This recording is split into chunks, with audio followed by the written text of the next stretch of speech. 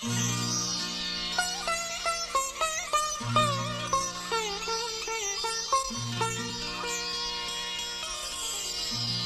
बहार नया मुबेवस ते को कारवा भुलियो आहे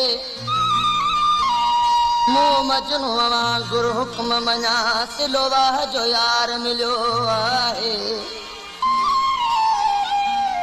अलदा दुनिया कयो ते मंजिल थी वञे पई दूर बेजान जिस्म बिस्तर ते दर दर ते रूह रुलियो आहे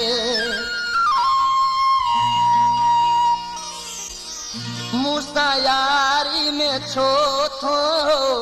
लेखा करें तुझे पोया मूं सब कुछ लुटाए छो मूं त तुझे दुखन में मुझा मिठा रोई पानी अखिन ही पेशकश गाजी खान लाशारी जे तरफां कई वञे थी उस्ताद अलहदाद ज़रदारी जा वधीक कलाम ॿुधण लाइ विज़िट कंदा असांजो फेसबुक पेज उस्ताद अलहदाद ज़रदारी।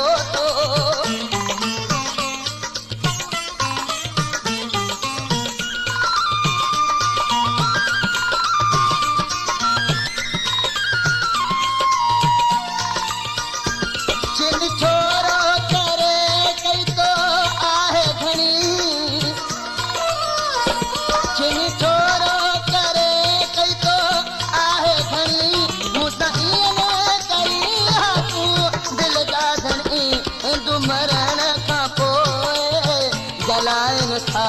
तो तजियरे मुखे जलाए छो मूसा यारीअ में छो थो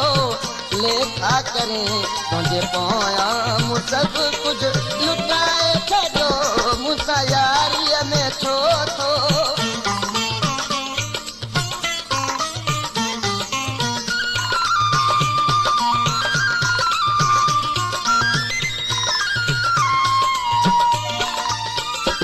मुझो हाल ॾिसण था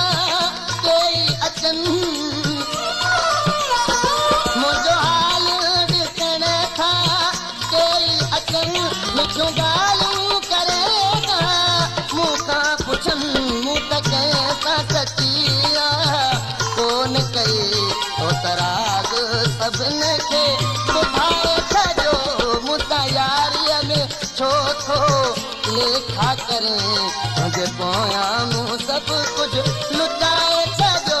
मूसा यारीअ में छो थो पेशकश गाजी खान लाशारी।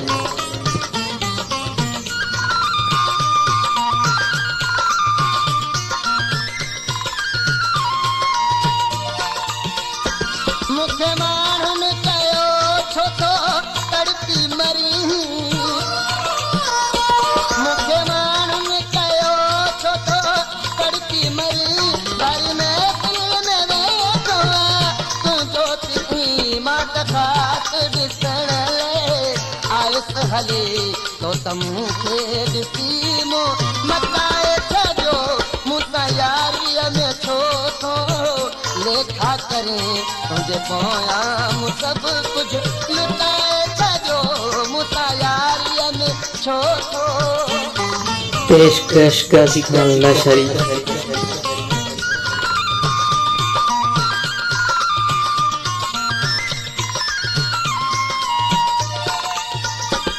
या त कॾहिं अथम ईंदे कोन वरी या त कॾहिं अथम ईंदे कोन वरी तब पूजा करे विंदुसि मरी केर तूं ऐं केर ओठो ते पर क़िस्मत बिलावल पासाए छॾियो मूंसां यारीअ में छो थो लेखा करें तुझे पोया मूं सब कुछ लुटाए छॾियो मूं त तुंहिंजे दुखन में मुंहिंजा मिठा रोई पानी अखियुनि जो छुटाए छॾियो मूंसां यारीअ में छो थो लेखा करें तुंहिंजे पोया